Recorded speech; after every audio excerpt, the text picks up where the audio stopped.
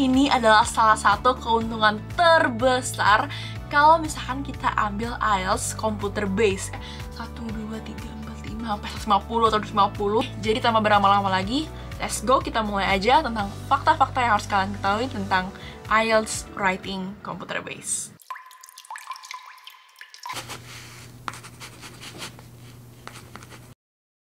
Well, Zimzabim. Hai guys, kembali lagi bersama aku, Leonie, di YouTube channelku. Oke guys, jadi pada video sebelumnya aku udah bahas seputar fakta-fakta tentang IELTS listening dan IELTS reading computer base.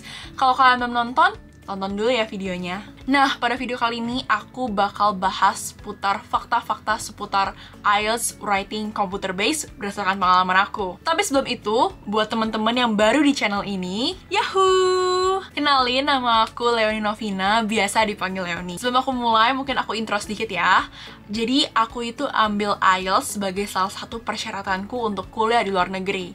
Nah, aku ambil tesnya itu bulan Oktober 2020 di IDP Consulting Indonesia Kebonjeruk. Kalau ditanya kenapa sih Le ambil yang computer base, kenapa nggak ambil paper base aja? Jujur, aku personally lebih suka yang paper base karena selama aku belajar IELTS itu aku selalu pakai buku IELTS yang buku fisik, bukan yang kayak ngerjainnya itu di komputer gitu. Makanya aku sedikit kagok, dan bahkan di YouTube tuh nggak ada penjelasan-penjelasan tentang IELTS computer base. So makanya aku buat video ini supaya temen-temen yang mungkin merasakan kendala sama kayak aku tuh bisa terbantu. Selain itu, aku juga tesnya itu hamin seminggu sebelum universitasku buka pendaftaran. So mau nggak mau, aku harus ambil yang computer base karena hasilnya tuh bisa keluar dalam 3-5 hari aja. Sedangkan kalau paper base itu 13 hari, dan aku takutnya pada saat itu kalau misalkan amit-amit aku nggak lolos minimum requirement-nya, aku masih punya waktu untuk ngulang tes IELTS-nya. Tapi ya lulus untungnya. Gitu deh. Jadi tanpa berlama-lama lagi, let's go, kita mulai aja tentang fakta-fakta yang harus kalian ketahui tentang IELTS writing computer base. Yang pertama, move section. Nah, yang pertama ini sama kayak di listening dan reading kemarin, dimana kita itu bisa move section. Nah, kalau di writing ini kan karena cuma ada 2 section, jadi kita bisa move section antara task 1 ke task 2. Jadi pada intinya kalian tuh nggak diwajibkan untuk suruh selesai task 1 dulu, baru ngerjain task 2. Tapi kalian bisa atur sendiri sesuai dengan kemauan kalian. Nah, kalau dari aku pribadi kemarin, aku tuh kerjain yang task 2 dulu, baru ke task 1. Karena menurut aku task 2 itu lebih butuh brainstorming, dimana kita tuh harus nulis dan numpain ide-ide kita tuh di dalam tulisan itu, dan menurut aku tuh lumayan butuh waktu. Ditambah karena porsi nilai writing task 2 tuh lebih besar daripada task 1, jadi aku lebih banyak menggunakan waktu untuk fokus ngerjain di task 2-nya supaya nilai bandku tuh nggak jatuh-jatuh banget kalau misalkan task 1 aku jelek. Karena menurut aku task 1 itu bener-bener kita harus cermat milih data mana yang harus kita gunakan untuk ditulis gitu. Oh ya, BTW kemarin tuh pas aku tes, aku itu dapet task 1-nya itu line graph yang datanya tuh fluktuatif semua guys. Kayak beneran, misalkan ini line graph nih. Nah, di sini tuh ada 5 apa sih namanya? 1 hour later. Nah, di sini tuh kayak ada 5 data gitulah tentang movies. Jadi misalkan ini umur balita. Misalkan ini umur remaja, nih dewasa, nih lansia gitu-gitu. Nah, datanya tuh bukan kayak teng atau teng. Tapi datanya guys, teng. Tapi pada saat itu untungnya aku bisa nyelesain. Nah, untuk task 2-nya tuh aku dapet tema tentang environment housing gitu. Jadi kayak intinya aku lupa pertanyaannya gimana, cuman Indonesianya itu adalah menurut kamu setuju gak sih kalau misalkan pemerintah itu harus kasih housing free ke orang-orang masyarakat gitu.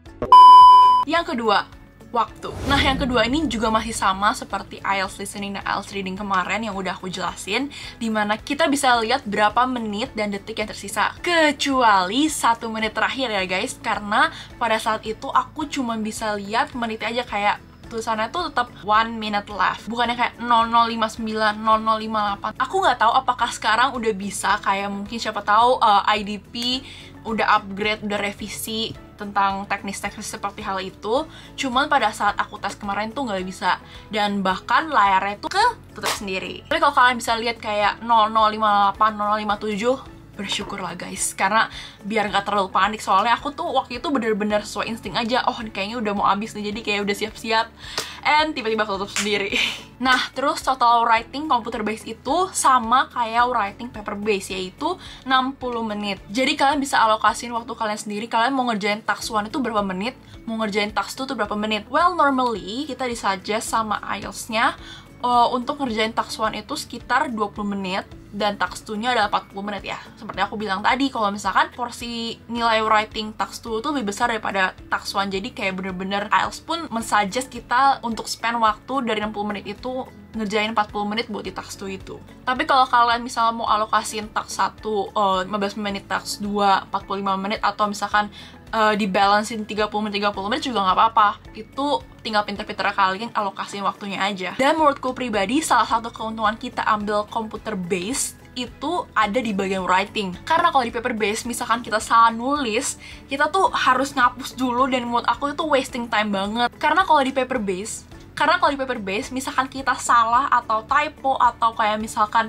kurang kalimat di atas padahal kita sampai bawah, kita perlu ngapus dulu, dan menurut aku tuh wasting time banget.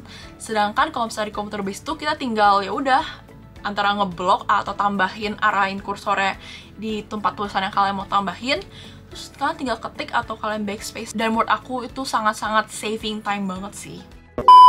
Yang ketiga, dikasih kertas. Nah, di IELTS writing kita juga akan diberikan kertas seperti di listening dan reading. Cuman saat reading selesai, kertas yang kita pakai buat coret-coretan reading juga akan diambil oleh instrukturnya dan digantikan dengan kertas yang baru dengan format yang exactly sama. Nih contohnya guys, kayak misalkan kertasnya tuh A4.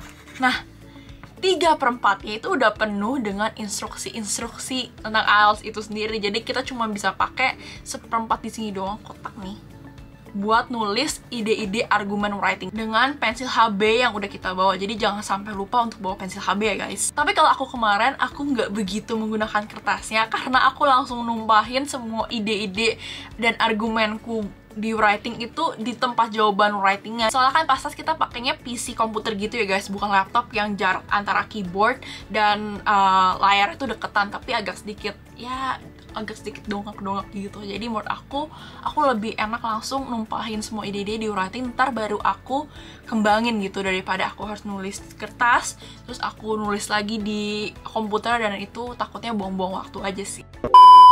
Yang keempat, posisi soal dan tempat jawaban. Nah, yang keempat ini juga masih mirip-mirip sedikit dengan IELTS reading kemarin, dimana posisi soal dan posisi jawaban itu berada di dalam satu screen yang sama, seberapapun panjangnya tulisan kita nanti. Intinya, nanti layar komputer kita itu akan kebagi dua. Nah, di sebelah kiri itu ada soalnya, dan di sebelah kanan tuh akan ada tempat jawaban kita untuk nulis jawabannya. Dan nanti tuh kayak ada scrolling gitu, jadi kalau misalkan tulisan kalian tuh panjang, kalian tuh nggak akan harus next halaman atau gimana, tapi ntar tetap berada dalam satu screen yang sama kayak IELTS reading kemarin. Yang kelima dan yang terakhir adalah nggak perlu capek-capek hitung jumlah katanya. Nah, menurut aku ini adalah salah satu keuntungan terbesar kalau misalkan kita ambil IELTS computer based, karena kalau kita ambil yang computer based, di bagian writingnya itu kita nggak perlu capek-capek ngitungin jumlah kata yang udah kita tulis, karena udah ada word count-nya. Nih, contohnya kayak gini. Jadi kita bener-bener gak usah buang waktu untuk ngitungin jumlah katanya kayak paper based, misalkan kayak 1, 2, 3, 4, 5, sampai 150 atau 250, tapi itu udah kelihatan di word count-nya berapa kata yang udah kita tulis. Jadi kita bisa bener-bener hemat waktu dan lebih fokus untuk numpahin ide-ide kita, checking grammar vocabulary-nya, dan yang paling penting adalah kalian bisa punya waktu untuk proofreading tulisan kalian. Oke guys, jadi itu adalah fakta-fakta seputar IELTS writing computer based. Kalau kalian ada pertanyaan atau ada request video, boleh banget langsung tulis di kolom komentar. Dan jangan lupa untuk subscribe channel ini karena ada banyak konten-konten menarik lainnya. Salah satunya adalah tentang IELTS speaking computer based dan proses perjalanan aku apply beasiswa ke salah satu universitas di Jepang. Sekian dari video kali ini. Jangan lupa senyum dan semangka. See you next video. Bye-bye!